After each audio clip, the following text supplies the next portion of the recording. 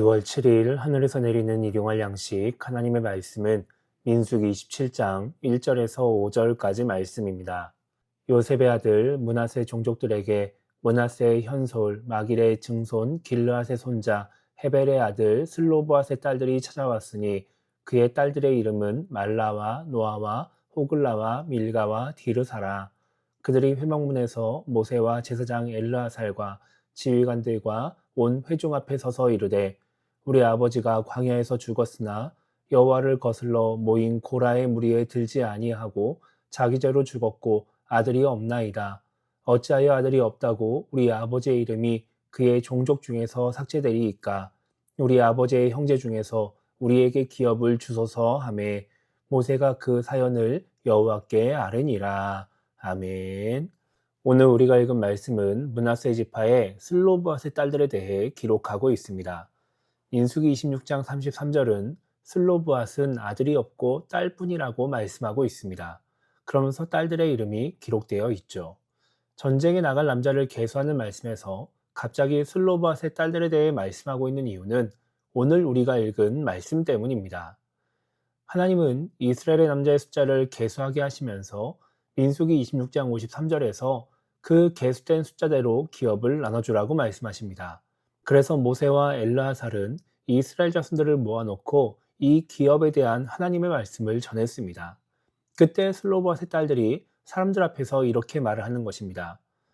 우리 아버지가 광야에서 죽었으나 여호와를 거슬러 모인 고라의 무리에 들지 아니하고 자기 죄로 죽었고 아들이 없나이다. 어찌하여 아들이 없다고 우리 아버지의 이름이 그의 종족 중에서 삭제되리이까? 우리 아버지의 형제 중에서 우리에게 기업을 주소서. 이렇게 이야기를 하죠.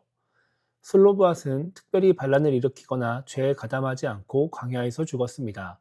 그런데 아들이 없다 보니까 인구조사의 계수에 들어가지 못합니다. 즉 가나안 땅을 기업으로 받을 수 없게 되는 것입니다. 그러니까 슬로브앗의 딸들이 자신들이 아버지가 받을 기업을 받을 수 있게 달라고 요청을 합니다.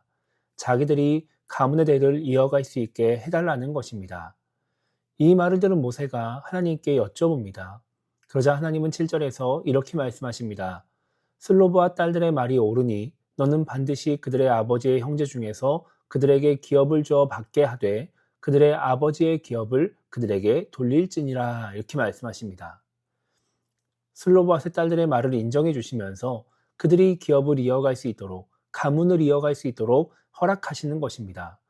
그러면서 아들이 없을 때 딸에게 기업을 물려주고 딸도 없으면 형제에게 형제도 없으면 아버지의 형제에게 아버지의 형제도 없으면 가까운 친족에게 기업을 물려주라는 규칙을 정해주시게 됩니다. 오늘 말씀을 통해 우리가 생각해 봐야 하는 것은 사람을 대하시는 하나님의 모습입니다.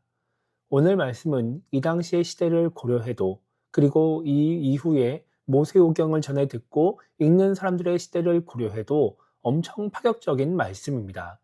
왜냐하면 이 당시 여자들의 지위는 상당히 낮았기 때문입니다. 그래서 인원을 셀 때도 여자는 세지 않았습니다. 이 시대만 그런 것이 아니라 수백 년이 지난 예수님 시대도 그랬고 그 이후로도 꽤 오랫동안 여자의 지위는 낮았습니다. 역사적으로 보면 여자에게 투표권이 주어진 지 150년도 되지 않았습니다. 그렇기 때문에 오늘 슬로브앗의 딸들이 남자들이 받는 기업에 대한 권리를 주장한다는 것은 이 시대를 감안하면 말도 안 되는 이야기인 것입니다. 그런데 오늘 하나님은 이 말씀 속에서 딸의 권리를 인정해 주십니다. 여자를 남자와 동등한 존재로 인정하시는 것입니다.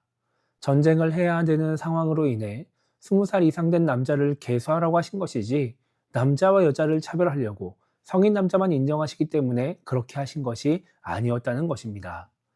하나님에게 남자와 여자는 모두 하나님이 창조하신 피조물입니다.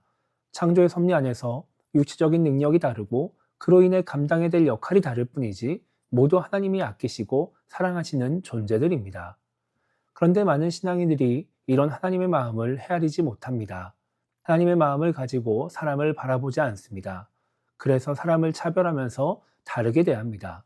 남자와 여자를 차별하기도 하고 능력에 따라서 사람을 차별하기도 하고 나에게 유익이 되는지 여부를 따라서 차별을 하기도 하는 것이죠.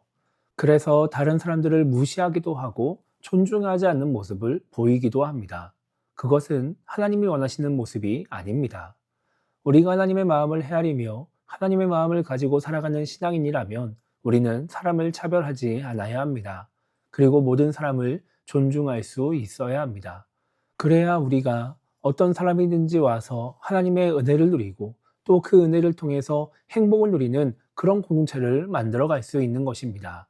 그래야 교회가 정말 행복한 공동체가 될 수 있고 정말 모든 영혼들을 하나님께로 인도하는 그런 공동체가 될 수 있게 되는 것입니다. 그래서 오늘 하루를 시작하며 우리가 이렇게 기도했으면 좋겠습니다. 능력을 따라 눈에 보이는 모습을 따라서 사람을 차별하는 그런 신앙인이 되지 않게 달라고 기도했으면 좋겠고요. 하나님의 마음을 가지고 차별하지 않고 모든 사람을 존중할 줄 아는 그런 신앙인이 되게 달라고 기도하며 오늘 하루를 시작했으면 좋겠습니다.